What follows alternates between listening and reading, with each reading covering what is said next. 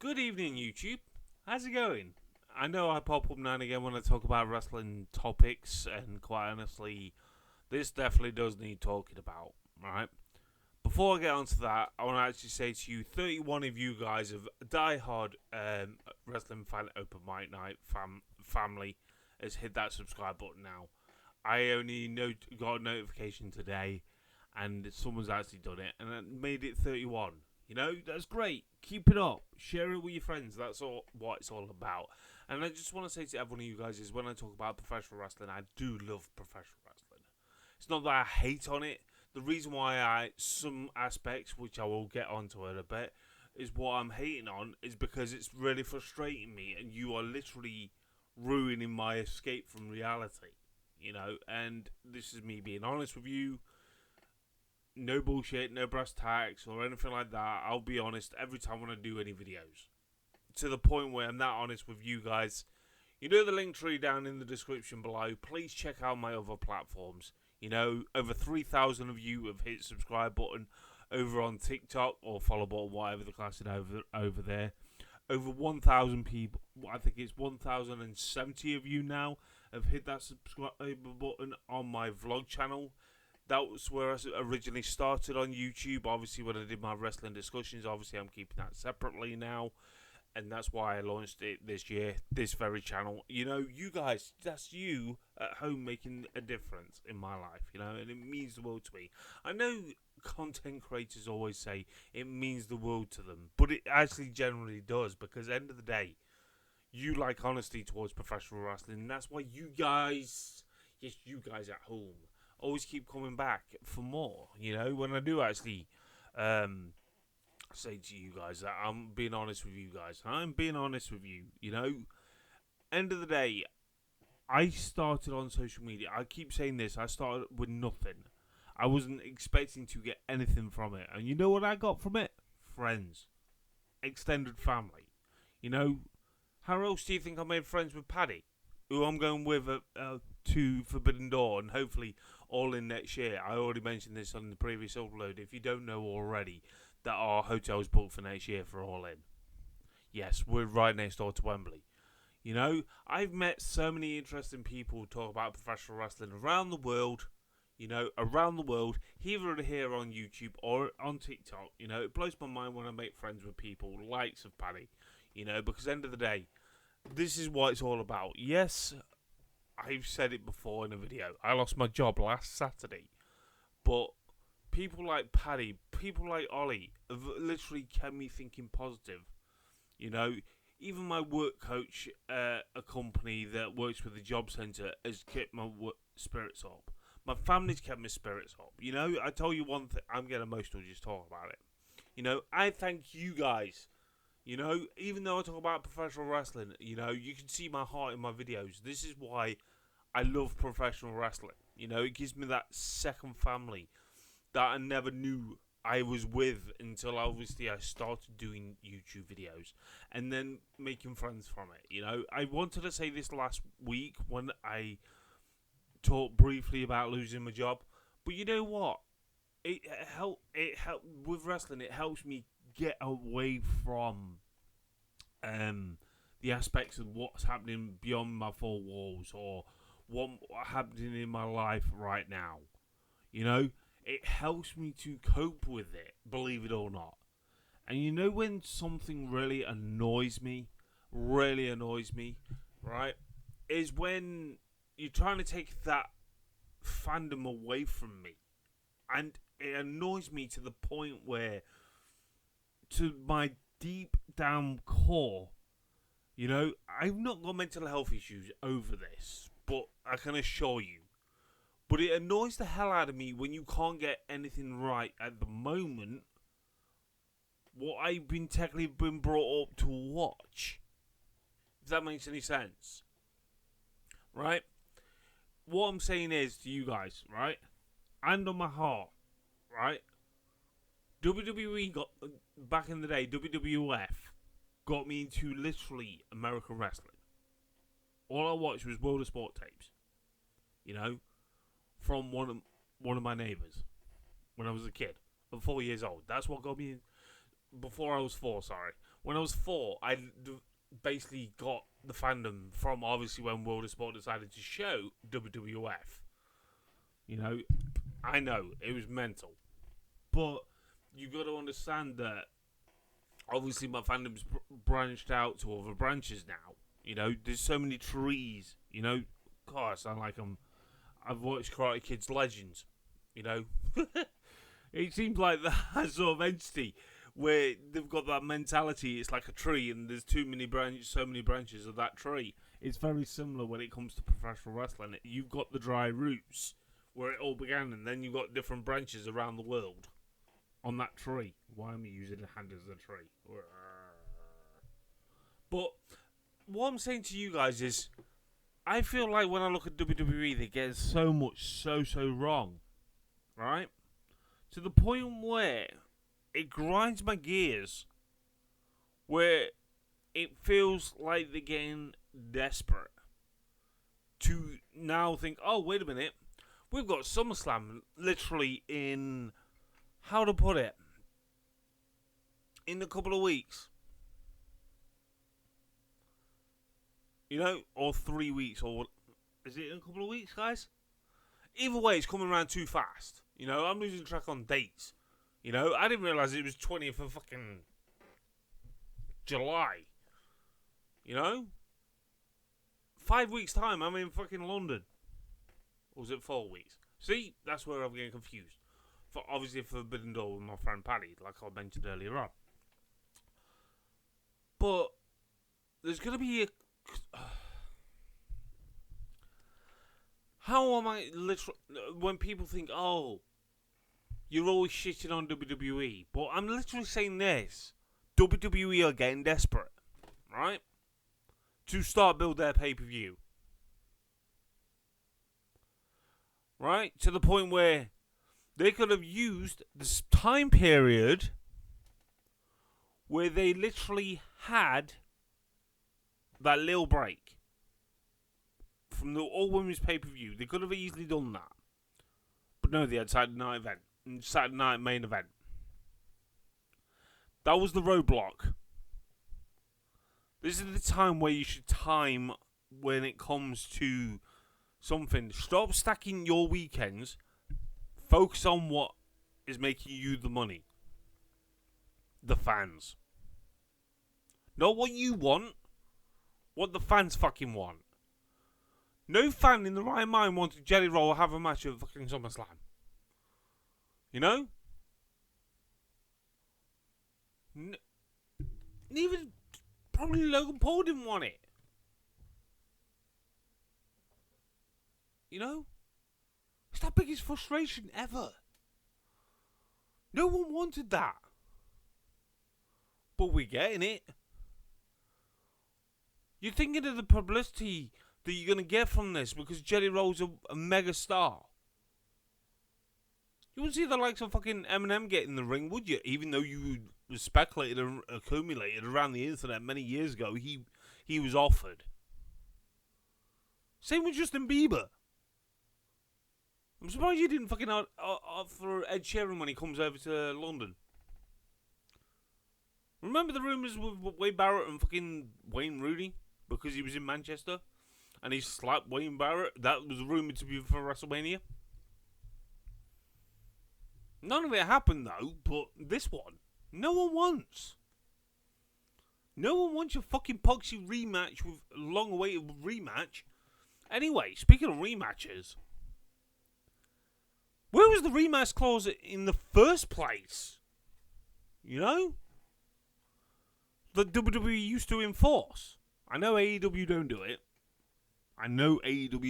Before you jump down my throat.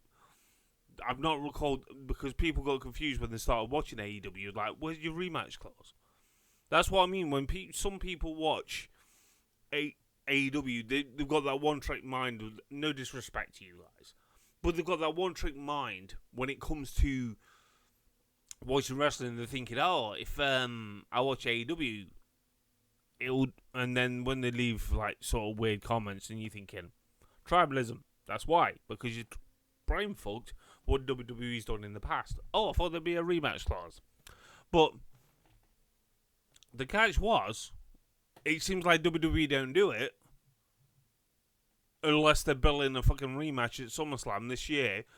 This past week, we've got oh, wait a minute, we've actually got build between long-awaited a vengeance between John Cena, that has shared the fucking same coach as him, or probably not because Cody's got his own thing, with Cody Rhodes in a street fight at SummerSlam. Why? You didn't read the fine print. It's a street fight.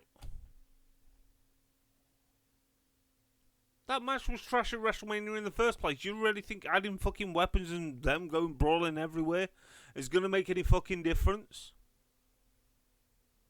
Oh, wait a minute. Is it a street fight because he's doing Street Fighter, the movie? Or is it because they looked at All In how successful that was? Let's do our own spin on it. Call it a street fight. Obviously, we've got CM Punk and Gunther that nobody wanted. I've said this for many, many, many times when I've done an upload. Yes, I'm not bitter against fucking CM Punk, but CM Punk needs to be less PG than he fucking is, other than thinking of the pay packet. Be the what person that made you before the pay packet. You know? He's too friendly, too nice. You know? I prefer the heel CM Punk, where he pushed the boundaries of PG. You know? When he literally had, allegedly, Paul Bearer's ashes poured all over him. Where's that version of CM Punk? Gunther's the new version of Andre the Giant. Don't get me wrong, I'm not knocking him. He's old school, he's bringing it new school. But come on. And you've got 2 nights to fucking build? Didn't you think this through? This is pretty much the matches that we've actually know of, and obviously the triple threat with the women's title, that all of a sudden, this title's back alive in the company. You probably got the Lyra fucking situation with the IC title coming up. Okay, that's 5 matches, job well done. You done 5 matches. But you got 2 nights to fill, not 1. Did you not think it through with your booking style at the moment, how desperate you are going to make this look? This is why people say your company is struggling. I'm not going to boast about the fucking debt you're in, but, you know, this is the one thing that really baffles me. When people literally criticised AEW to go a 1,000 capacity venue straight after a 30 capacity stadium. No, they're doing it sensibly, because I want to say this. Alright? I'm not going to say, oh, it's cinema. No. Look at the very first Monday Night Raw they ever had. Right? You literally had built up a pay-per-view. These were pay-per-views back in the day, not PLE as they know now. Right? They literally built up in Raw in a venue like that. Then they went to massive arena to do the pay-per-view. This is why the winning formula is for AEW, because you want it more. You want it more. Demand more. Not money-wise. I mean, makes the fans want to come back for more. You know? I didn't mind that venue at all. You know, it was a beautiful venue. It's set in place, and it worked perfectly from setting the stone towards the new story, the funny escapade that the Young Bucks are now no longer the EVPs. Swerve Strickland and fucking, Will Ospreay are the new EVPs. You know, at least it gives that fresh entity towards these guys having it. You know? Well, you know what would be funny? If the likes of Shane Strickland or Swerve Strickland, whatever you want to class it as, Prince Onana, and Will Ospreay literally come back in suits. You know? I find it so interesting they've actually able to put that sort of storyline on the line, but it worked. Because obviously you had at least one thing. AEW I'll be honest with you, right? I'm being pointedly honest with you. I don't know. I don't like comparing. But they get the tag team division right. They get the women's division right. They get the mid-card titles right. People may debate about what's his face at the time period I'm doing this. What you call it? Dustin Rhodes being the TNT champion, right? Oh, the only thing what really I find annoying is you combine two titles into one, but you still carry the two titles. There's no need to prove you combined them. You didn't make him a free belt champion. That's the only gripe, right? You get the world title right because people keep talking about it. Oh, it's in a briefcase. Oh, it's in a briefcase. Oh, I can't believe John Moxley's not got... Why's John Moxley got it? You know? These are the same people want the likes of Dean Ambrose back in WWE. He's already told you the reason why he left WWE. He was sick of goofy storylines that he was put in.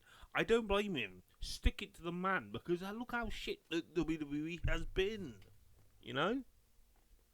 There's no saving grace for it. Right? I'm not saying it's a sinking ship. But something needs a right kick up the arse. Evolution Women's pay-per-view was good, don't get me wrong, but short build, but good. It was a strong event. You know why it was a strong event? Because of all the women that was involved, right? I want to be honest with you, right? Because they were told to work the socks off. When it comes to something like SummerSlam that is just around the fucking corner, right? Just around the corner, boys and girls, right? Listen to me.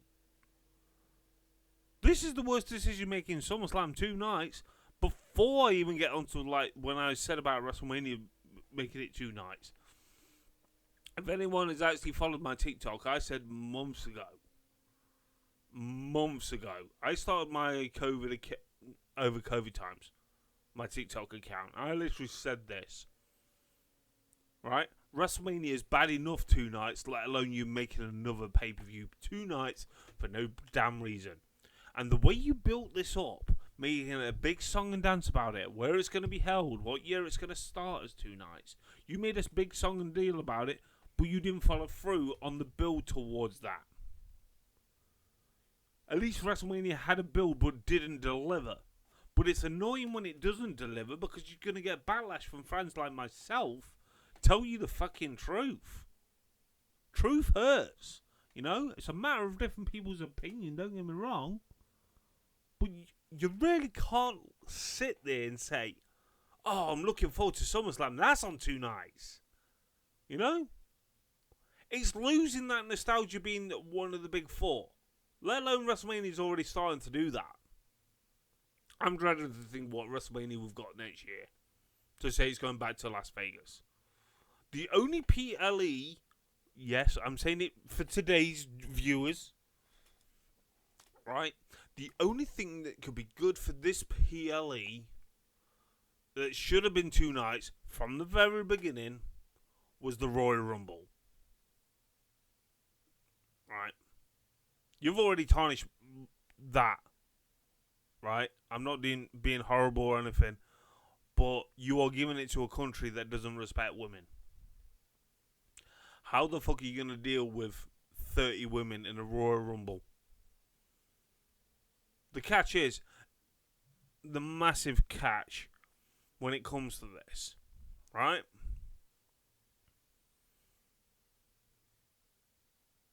How the hell are you going to propel someone's career to start them on the road to WrestleMania from the Royal Rumble in a different country that only, yeah, fair enough, you're going there for the cash grab. Yeah, you do respect the Saudis.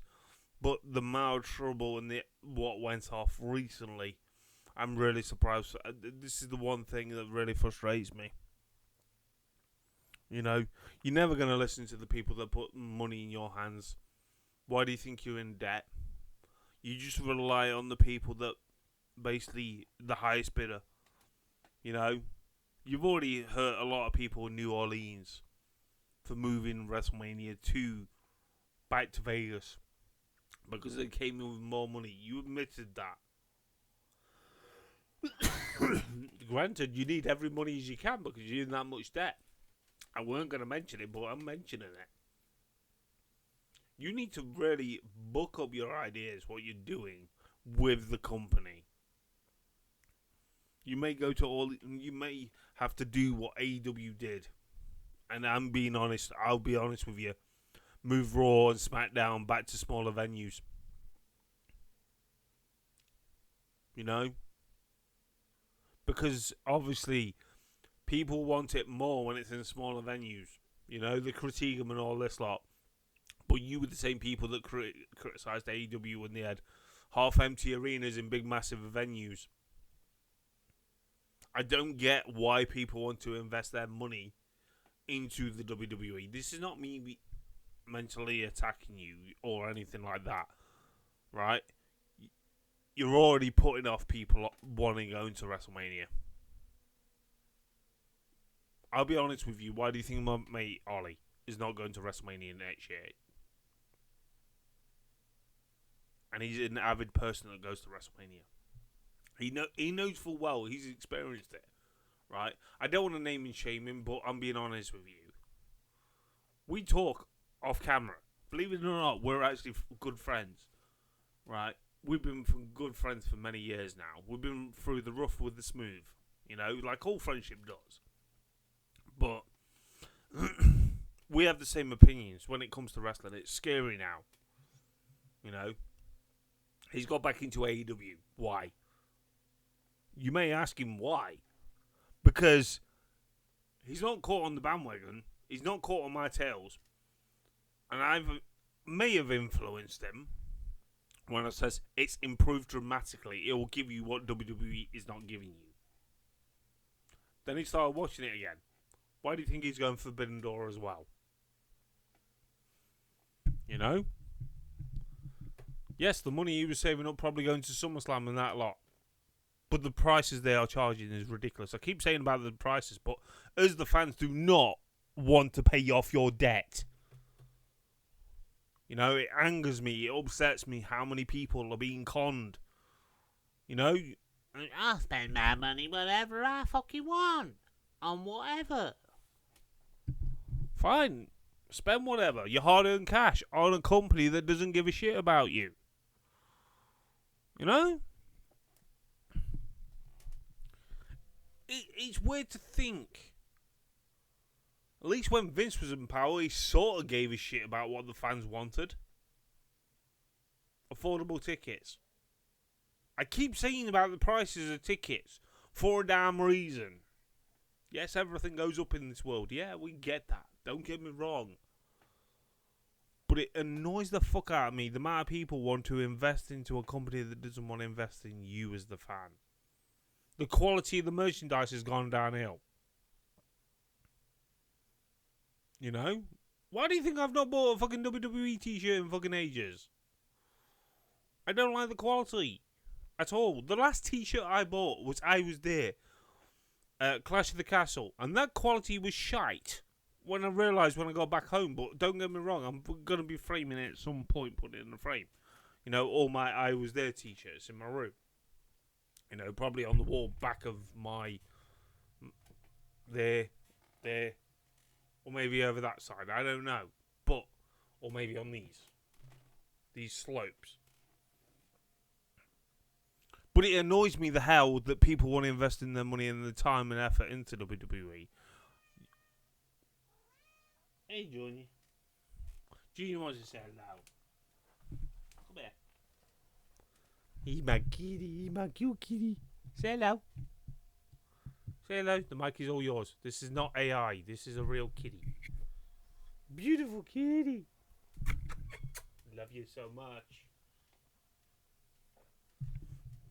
But he's a darling. Anyway, but what I'm saying to you guys is, right, just think, right? I've said this before and I'll say it again.